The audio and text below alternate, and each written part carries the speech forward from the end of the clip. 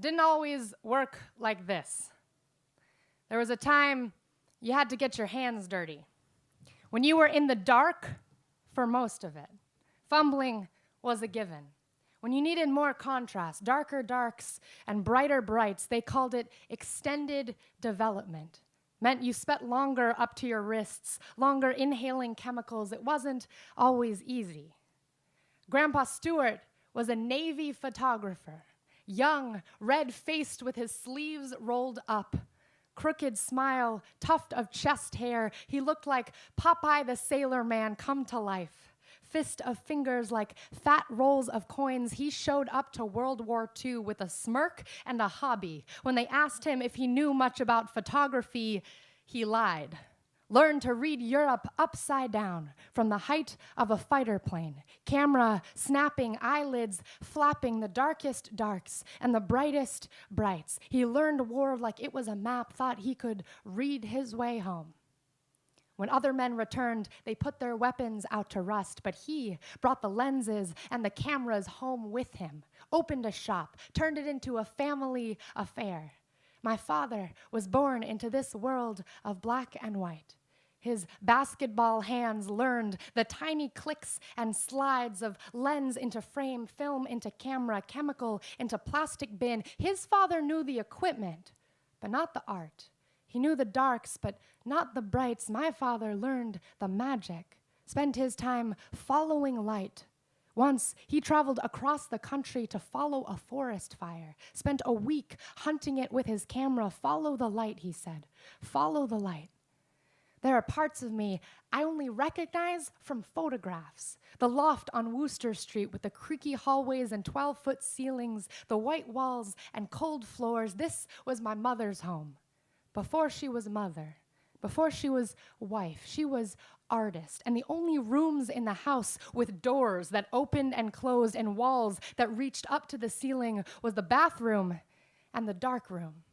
The dark room she built herself with custom-made stainless steel sinks for washing prints and washing film, an 8x10 bed and larger that moved up and down by a giant hand crank, a bank of color-balanced lights, a white glass wall for viewing prints, a handmade drying rack that folded in and out from the wall. My mother built herself a dark room, made it her home, fell in love with a man with basketball hands, with the way he looked at light.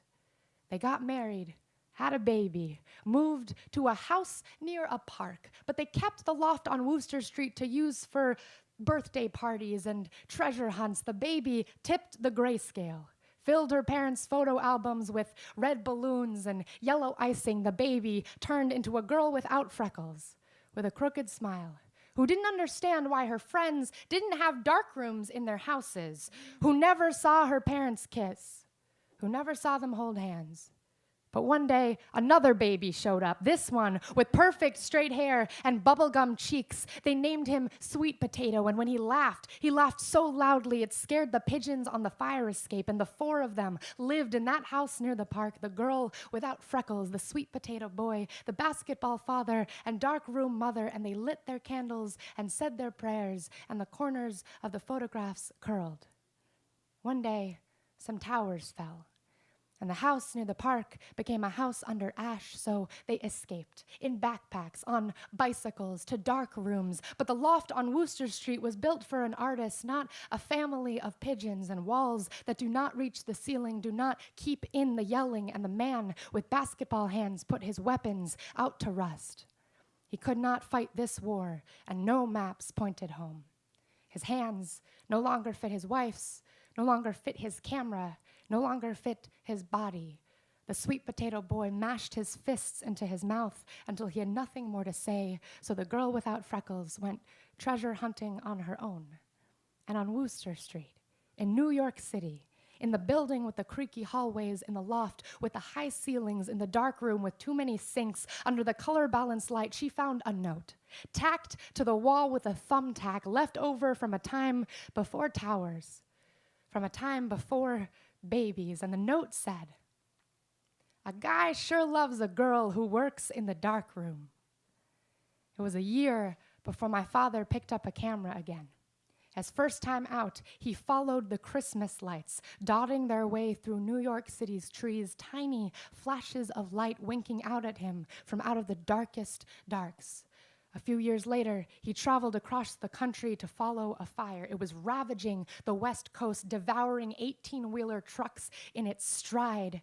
He stayed for a week, hunting it with his camera. On the other side of the country, I went to class and wrote a poem in the margins of my notebook. We have both learned the art of capture. Maybe we're learning the art of embracing. Maybe we're learning the art of letting go.